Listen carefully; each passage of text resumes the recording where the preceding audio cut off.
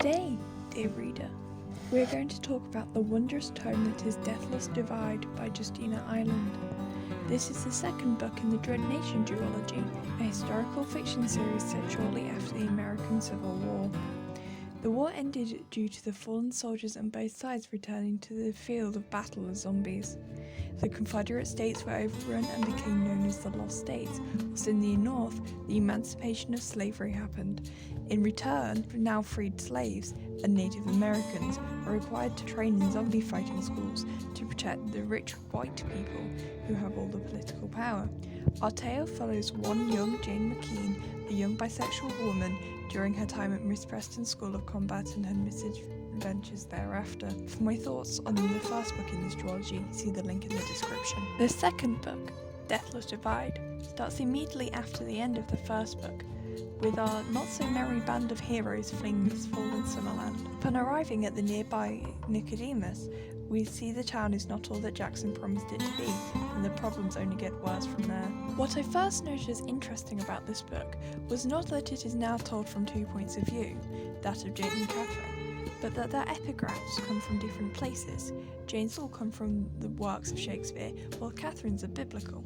These little details show how well written these characters are. Oftentimes one spends a lot of their chapter contemplating the other, analysing them and providing a much deeper understanding than the characters themselves would likely provide. For who takes time to acknowledge your smallest quirks and a concerned friend when you yourself are lost in the depths of your emotion?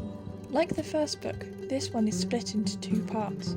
The first shows us what we now accept to be the status quo, while the second is an upheaval of that, with a reminder of how cruel and unjust the world can be. Part 2 of this book, The Road to Perdition, shows our two protagonists separated for a year and a half after the ending of Part 1.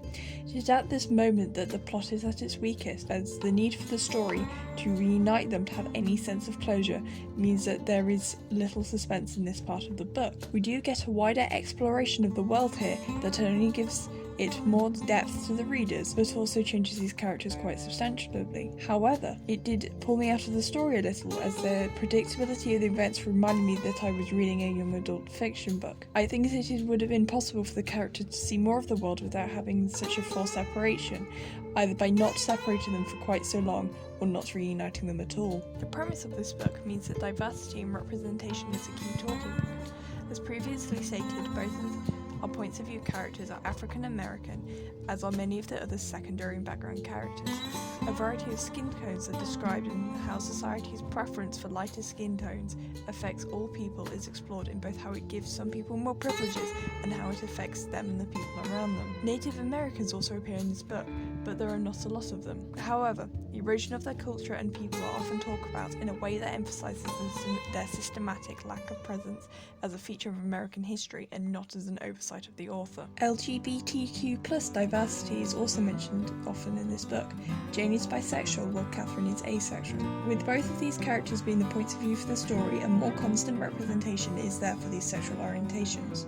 However, there are also more casual mentions of female-female and male-male romances throughout the book, without the sexualities of the characters being known, as they are not relevant to the plot, but help colour in the world. I thought that this book was a fantastic read and would highly recommend it to people who enjoy the idea of competent zombie killing and or enjoy historical fiction. I look forward to reading another book for this author soon, but for now, goodbye.